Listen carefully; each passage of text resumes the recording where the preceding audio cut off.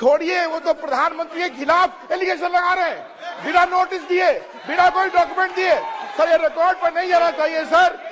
आप ऐसा नहीं बोल सकते हवा में, आप हवा में बोल रहे हो और प्रधानमंत्री जी पे आरोप लगा रहे हो, आपको ऑथेंटिकेट करना ही पड़ेगा। अगर एलिगेशन लगा रहे हैं तो आपको पूरा डॉक्यूमेंट प्रूफ के साथ आपको रखना पड़ेगा। दे देंगे आप ऐसे बातें नहीं दे देंगे और ये गंभीरता को समझिए। ये डॉक्यूमेंट्री प्रूफ दे देंगे। अब आपने जो पिछले स्पीकर थे उन्होंने फॉरेन पॉलिसी की बात की, हम भी फॉरेन पॉलिसी की बात करते हैं। चलिए डिफेंस से शुरू करते हैं। बहुत ऑप्शंस है, आप बताइए कहां से शुरू करें। बिजली, डिफेंस, बहुत ऑप्शंस है। Defence, let us start with defence. अब डिफेंस में अदानी जी का कोई एक्सपीरियंस नहीं था, जीरो एक्सपीरियंस। कल मैंने प्रधानमंत्री को एचएएल में देखा। प्रधानमंत्री जी ने कहा कि गलत आरोप लगाया, मगर रियलिटी तो यह है कि एचएएल का जो कॉन्ट्रैक्ट था 126 हवाई जहाजों का, वो अनिल अंबानी को चला गया और अनिल अंबानी बैंकरप्ट हो गया। वहां भी फैसिलिटेशन था। अब देखिए, और ये जो फ्यूचर एंटरप्रेन्योर्स हैं, जो बिजनेस स्कूल हैं, हार्वर्ड यूनिवर्सिटी जैसे स्कूल हैं, इनको इसका केस स्टडी, इसकी केस स्टडी बनानी चाहिए, शायद बने। How to use government power to build individual businesses, case study.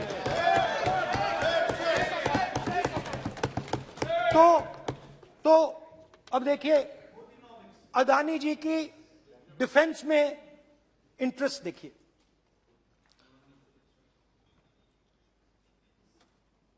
Elbit company के साथ हिंदुस्तान में अदानी जी ड्रोन्स बनाते हैं। ड्रोन्स को हिंदुस्तान की एयरफोर्स, आर्मी, नेवी के लिए रिफिट करते हैं। अदानी जी ने यह काम कभी नहीं किया है पहले। एचएएल ये काम करती है।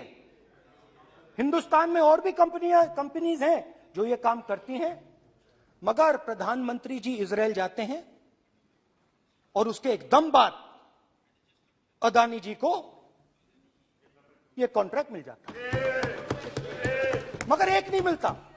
ये मत सोचिए कि सिर्फ एक कंपनी की बात हो रही है, ये इंडस्ट्रीज की बात होती है यहां पे। जैसे मैंने आपको दिखाया, एयरपोर्ट का पूरा सिस्टम उठा के ले गए, 30% मार्केट शेयर एयरपोर्ट में ले गए, वैसे ही डिफेंस में करा।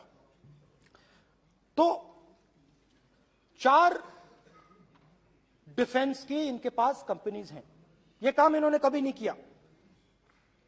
स्मॉल आर्म्स, जिसमें टवॉर है जो हमारी स्पेशल फोर्सेस यूज करती है, आर्मी यूज करती है, जिसमें गलील स्नाइपर राइफल है, ये सब अदानी जी बनाते हैं। सीधा स्ट्रेट इजरायल में प्राइम मिनिस्टर जाते हैं, प्राइम मिनिस्टर के साथ वहां पे मतलब बीच में पैदल चलते हैं और फिर जादू से पीछे से इंडिया का फर्स्ट कॉम्प्रिहेंसिव एमआरओ मिल जाता है मेंटेनेंस के लिए, जहाजों के मेंटेनेंस के लिए। स्मॉल आर्म्स का बिजनेस मिल जाता है, इजरायली जो ड्रोन्स हैं उसका बिजनेस मिल जाता है। मतलब जो हिंदुस्तान और इजरायल का डिफेंस का रिश्ता है वो पूरा का पूरा अदानी जी के हाथ में चला जाता है, खत्म कहानी। हाँ, उसमें पेगासस भी है, तो पता नहीं वहां से क्या मतलब पेगासस कैसे आया, क्या हुआ, किसने दिया। अच्छा, एक और बड़ी इंटरेस्टिंग चीज है, एक कंपनी है अल्फा डिफेंस, जो डिफेंस इलेक्ट्रॉनिक्स का काम करती है, एवियोनिक्स का काम करती है, और बहुत स्ट्रेटेजिक कंपनी है। वो भी अदानी जी के हवाले कर दी गई, अदानी जी ने एक्वायर कर लिया। तो आपने देखा कि एयरपोर्ट्स का बिजनेस 30% मार्केट शेयर। हिंदुस्तान और इजराइल का जो वेपन्स का बिजनेस है 90% उठा के ले गए। एक विजिट फॉरेन पॉलिसी। ये है फॉरेन पॉलिसी। चलिए अब मैंने आपको इजराइल की बात बताई, ऑस्ट्रेलिया चलते हैं। कोयला। ऑस्ट्रेलिया चलिए। ऑस्ट्रेलिया में अदानी जी जाके नहीं क्यों? आप तो डिबेट करना चाहते थे, आप ही तो डिबेट करना चाहते थे। आपने बोला था कोई भी विषय पे डिबेट हो तो हो गया डिबेट। अब क्यों डर रहे हो डिबेट से? अब क्यों डर रहे हो डिबेट से? क्यों डर रहे हो? जब हमने जेपीसी की मांग की, आपने बोला सदन में उठाओ। अब क्यों डर रहे हो? अब क्यों डर रहे हो? अब क्यों डर रहे हो? आप चर्चा से क्यों डर रहे हो? चर्चा से डर रहे हो आप। बैठे बैठे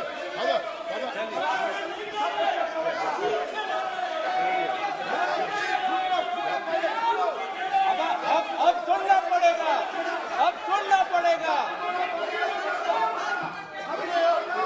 अब सुनना पड़ेगा। ऑस्ट्रेलिया जाते हैं, प्रधानमंत्री ऑस्ट्रेलिया जाते हैं।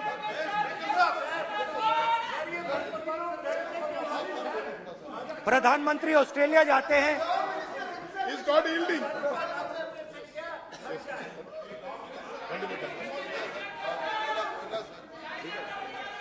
ऑस्ट्रेलिया जाते हैं। कैब नंबर बताएं। 369।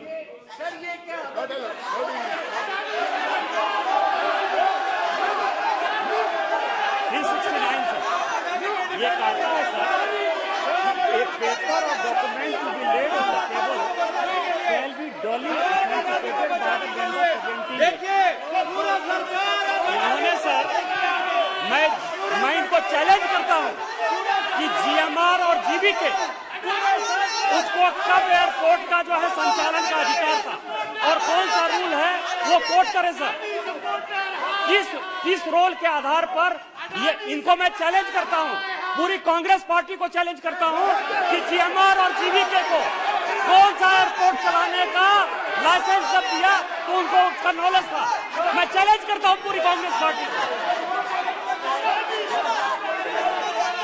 जब इन्होंने बिरला को बनाने का दिया, डालमिया को बनाने का दिया, टाटा को बनाने का दिया लाइसेंस, उस वक्त उनको कौन सा मोटर चलाने का अधिकार था सर? ये गलत बयानी कर रहे हैं। मेरा ये कहना है कि आप एलिगेशन प्रधानमंत्री को ऊपर लगा रहे हैं, आप पेपर दीजिए और कौन सा रूल भारत सरकार ने चेंज किया एयरपोर्ट में अडानी के लिए वो ऑथेंटिकेट कीजिए, नहीं तो इस तरह की बात नहीं कर सकते।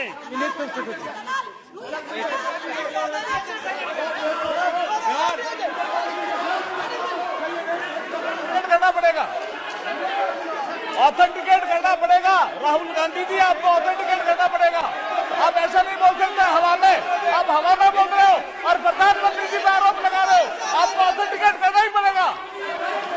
आप ऐसे ही बोल रहे हो कि जीएमआर का जीवीके के समय रूल था, कहा था रूल? कोई रूल नहीं था। आपको यह तो ऑथेंटिकेट और ऑथेंटिकेट करके ही रखना पड़ेगा आपको। पहले रखिए और उसके बाद आगे बात करने देंगे, नहीं तो माफी मांगिए देश से। आप प्रधानमंत्री जी पे आरोप लगा रहे हैं, सर बोलने दीजिए। अनाप शनाप आरोप लगा रहे, बिना किसी डॉक्यूमेंट के आरोप लगा रहे प्रधानमंत्री जी पे। रूल 353 सर, रूल 353 किया है sir, no allegation of defamatory और incriminatory nature shall be made unless you have given notice. छोड़िए, वो तो प्रधानमंत्री के खिलाफ एलिगेशन लगा रहे हैं बिना नोटिस दिए, बिना कोई डॉक्यूमेंट दिए। सर ये रिकॉर्ड पर नहीं आना चाहिए सर, ये बिल्कुल रूल का उल्लंघन है। और क्या क्या बातें वो कह रहे हैं सर, मैं उसको रिपीट नहीं करना। Reckless allegation, baseless allegation in violation of rules, sir ये स्वीकार नहीं होना चाहिए। ओके सर, एक सब बैठिए। ऑस्ट्रेलिया पीएम जाते प्लीज हैं। बैठिए, आप प्लीज बैठिए। वरिष्ठ वकील साहब बैठिए। ऑस्ट्रेलिया जाते हैं। एक मिनट राहुल जी, एक मिनट। नियम 369 भी मैंने देखा है, 353 भी देखा है। मेरा आग्रह है, सदन भारत की संसद है, हम एक ही विषय पर सारी राष्ट्रपति की चर्चा लगाए, ये उचित है क्या? फिर आपको बोलना बोले नहीं स्पीकर नो, साहब, गलत तरीका है। राहुल गांधी जी, आप बोल रहे नहीं, हैं, गलत तरीका है। क्या देश को संदेश देना चाहते हैं आप? क्या संदेश देना चाहते हैं देश को? बोले राहुल गांधी जी। ऑस्ट्रेलिया में प्रधानमंत्री जाते हैं। आप बोलिए। सर, स्पीकर सर, प्रधानमंत्री जी ऑस्ट्रेलिया जाते हैं और जादू से State Bank of India $1 billion loan Adani ji को ऑफर कर देता है। सर इसका भी डॉक्यूमेंट जरूरी है क्या बताओ? मोदी जी, आपका सरकारी पास है। अधीर प्लीज। उसके बाद मैं उदाहरण दे रहा हूं, पूरी दुनिया में मोदी जी जाते हैं, घूमते हैं, तो मैं बता देता हूं क्या होता है वहां पे। बांग्लादेश में गए, हाँ काम पे ही जा रहे हैं, वही तो बोल रहा हूं, काम पे जा रहे हैं।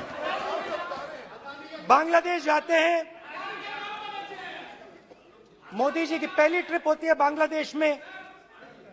वहां पे बांग्लादेश को इलेक्ट्रिसिटी बेचने का डिसीजन लिया जाता है। कुछ ही दिन बाद बांग्लादेश पावर डेवलपमेंट बोर्ड 25 साल का कॉन्ट्रैक्ट अदानी जी के साथ साइन कर देता है। 1500 मेगावाट इलेक्ट्रिसिटी का कॉन्ट्रैक्ट अदानी जी। चलिए वहां से श्रीलंका चलते हैं।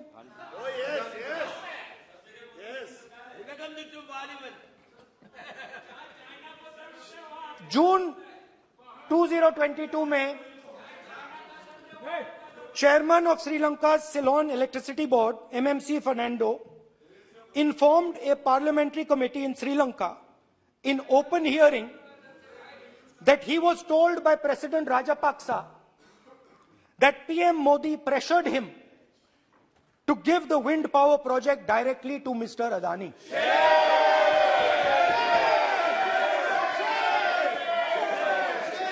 मतलब श्रीलंका इलेक्ट्रिसिटी बोर्ड के चेयरमैन कहते हैं कि उन्होंने राजापाक्सा जी ने कहा कि हिंदुस्तान के प्रधानमंत्री ने उनको कहा है कि ये विंड पावर का प्रोजेक्ट है, ये अदानी जी को देना है। तो ये रही आपकी फॉरेन पॉलिसी। ये हिंदुस्तान की फॉरेन पॉलिसी नहीं है, ये अदानी जी की फॉरेन पॉलिसी है, उनके बिजनेसेस बनाने की फॉरेन पॉलिसी है।